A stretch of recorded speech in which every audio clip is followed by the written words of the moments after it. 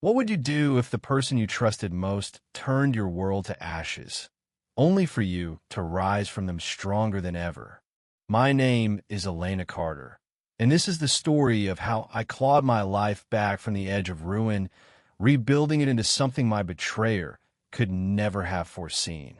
It began with a single lie, one that unraveled everything I held dear, and ended with a truth I forged for myself.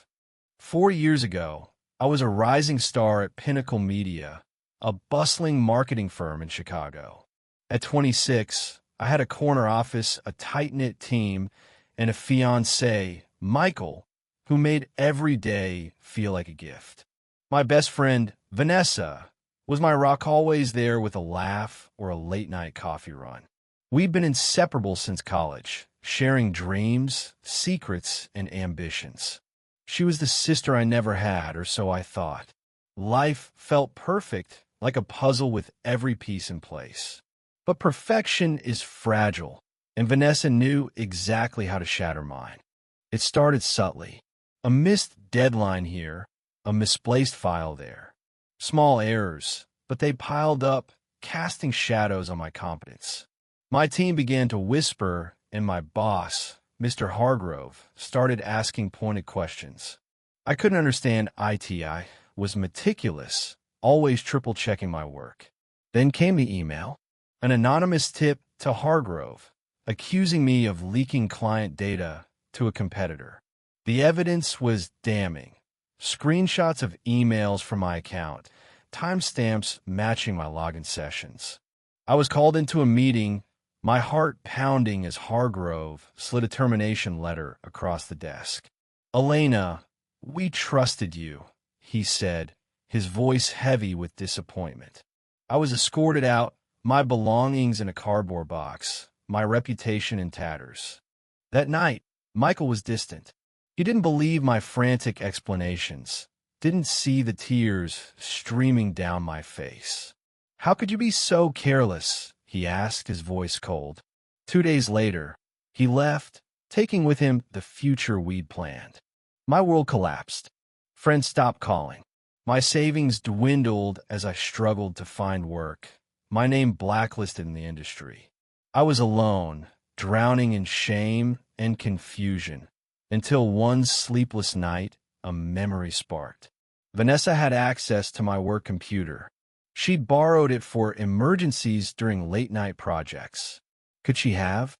I dug deeper, hired a private investigator with the last of my savings. The truth unraveled like a thread pulled from a sweater. Vanessa had orchestrated it all. She'd hacked my account, sent the emails, and framed me to secure a promotion. She'd smiled at me over coffee while planting the seeds of my destruction. The betrayal cut deeper than the loss of my job or Michael. It was a wound to my soul, a violation of trust I'd never questioned. Why? I asked myself, replaying every moment we'd shared. Was it jealousy, ambition, or something darker I'd never seen in her?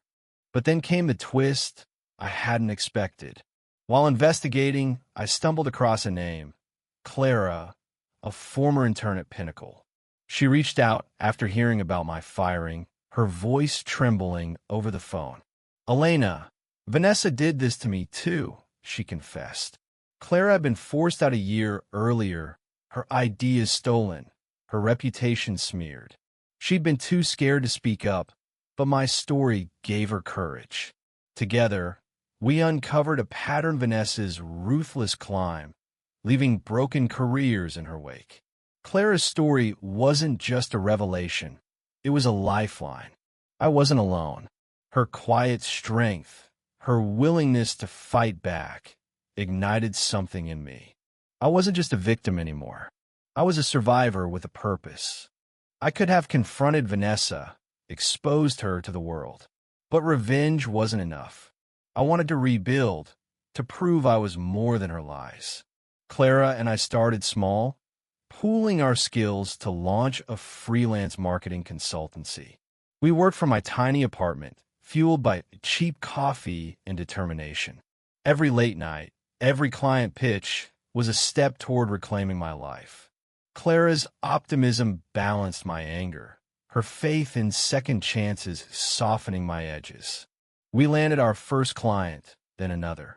Word spread. Our little venture grew, and so did I. 2 years later, Carter and Company was born, a full-fledged agency with a reputation for integrity and innovation. I hired people who'd been overlooked, like Clara, giving them the chance Vanessa had stolen from us. My team wasn't just employees.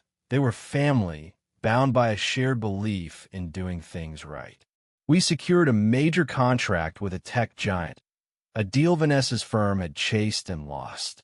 The irony wasn't lost on me when I saw her name on a rival pitch. She was still at pinnacle, clawing her way up, but we were outpacing her.